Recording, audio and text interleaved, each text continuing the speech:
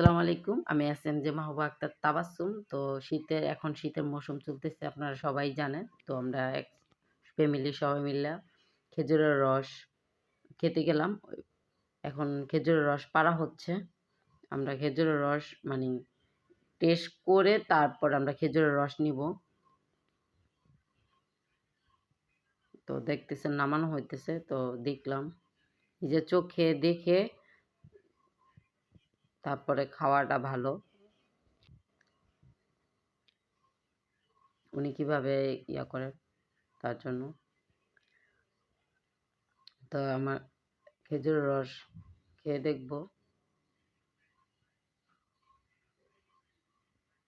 তো আমরা অনেকদিন পরে ভিডিও নিয়ে আসলাম। তো বাসায় আনার পরে এখন জাল দিয়ে ক্ষীর রান্না করব। তো ক্ষীরের জন্য যা যা লাগবে এখানে আমি পোলাওর চাল নিয়ে নিয়েছি 2 কাপ পরিমাণ, 1 কাপ ঢালছি আর অল্প 1 কাপ ঢালবো। তো ধুয়ে ধুয়ে এখন চুলাতে খেজুরের রস বসায় দিছি, তেজপাতা, দারচিনি, এলাচ দিয়ে একসাথে জাল দিয়ে নিব। তারপরে আমি পোলাওর চাল ধুইয়া নিছি, এখন অ্যাড করে দিব।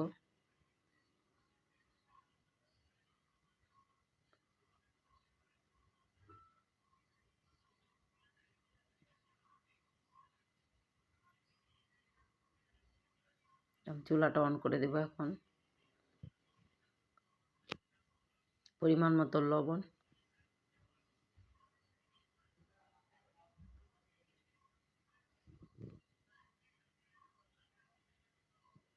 যখন উপরে বাবলের মতো এরকম সাদা সাদা এরকম হবে তো এগুলো আমি জমায়া ফালাই দেব।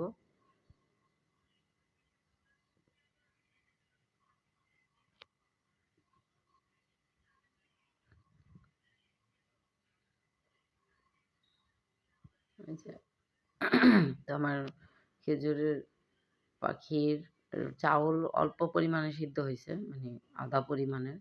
তো এখন আমি যে যেরকম চিনি পছন্দ করে সে সেরকম চিনি দিবে। তো আমি যেহেতু খেজুরের রস একটু মিষ্টি, তো আমি চিনিটা প্রথমে কম দেওয়া দেখে নিব, তারপর লাগলে আবার দিব।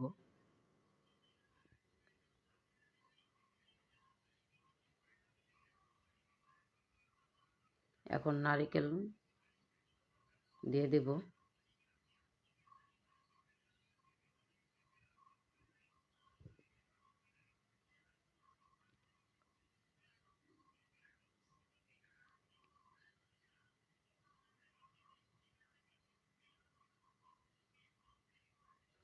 সাথে কিশমিশ দিয়ে দেব।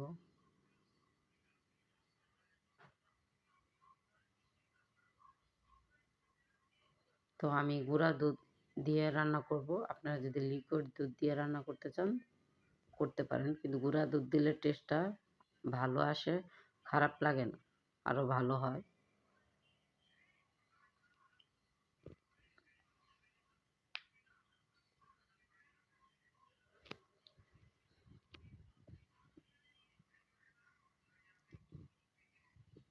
তো আমি এখন এটা অনবরত নাড়তে থাকবো যাতে দলাতে তলাতে না লেগে যায়। এই যে আমার ক্ষীর হয়ে গেছে, খেজুরের কমপ্লিট হয়ে গেছে। যদি আমার ভিডিওটা আপনাদের কাছে ভালো লাগে তো সবাই লাইক কমেন্ট শেয়ার করবেন। অনেকে আমার ভিডিওটা দেখেন ঠিকই, কেউ লাইক করে না। তার মনে করে একটা লাইকে যদি আমি ভাইরাল হয়ে যাই, এই জন্য কেউ আমার ভিডিওটা লাইক করে না। তো আমি অনেক দিন পরে ভিডিও নিয়ে আসলাম আপনাদের মাঝে। যদি ভুল ত্রুটি হয়ে থাকে তাহলে আমার ক্ষমার দৃষ্টিতে দেখবেন।